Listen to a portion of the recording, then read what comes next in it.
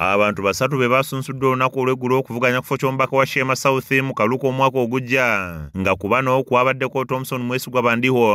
ng'ono yeesimbyewo ku bwa Namunigina, Ephraim Kamuntu ng'ono ajjidde ku kada ya NRM,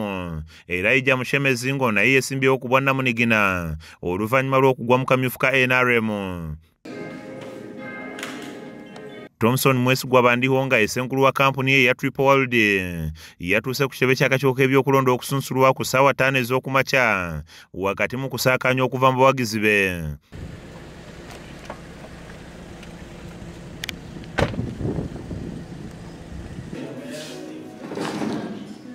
Olwamaze okusunsulibwa n'ayogerako eri bannamawulire ng'ono ategeeza nti mu kulonda okuyise abadde ng'anoonyeza abantu abaala akalulu ng'ekiseera kituuse akuyega abantu b'e Shema bamuseemu obwesige bamusindika abakiikirire. Ninza gumiza mundu kuleta unity omu kicweka kya Shema South noreeba eby'obwembezi ebiriho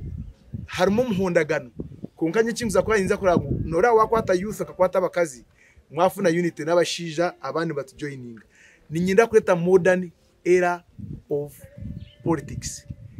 zitarimu kudibura sente. Ono alambuludde ku ebyo byagenda okukolera abantu mu kitundu kye bw'anaaba wangudde okulonda okugenda okubeerawo omwaka ogujja. Nyonija kwa permanent solutions eyokubanza ninza kwongera amashanyarazi ayigatakikire kugira ngo nagateekamu amaani, ninza kwongera amiizi gatambuza ayigatakikire kandi nyine na alternative source y'amiizi okuharvestinga amiizi g'enjura ebyaro nka za Kihara za Kyamanengere mwandebere nakireyo narabireyo nayambira abantu okubagurira tanks okaziteeka mu busozi okarenga empiira bakafuna enjura yagwa bateka amabati bafuna retaze emitwaro ena tujagumiza mu munonga ekinsinge kuteka amani no kurango eminyeto yafuna emirimo mwena muturene mu kimanya omuntu gwanje gumwe no kutwara abantu ahero so ntire nimpereza abantu emirimo. Babawagizi bategeeza nti Thompson Mwesigwa basibidde olukoba nga bagamba nti kano ke kaseera abantu abalina embavu era bamanya ebibaluma okubakiikirira mu paalamenti y'eggwanga.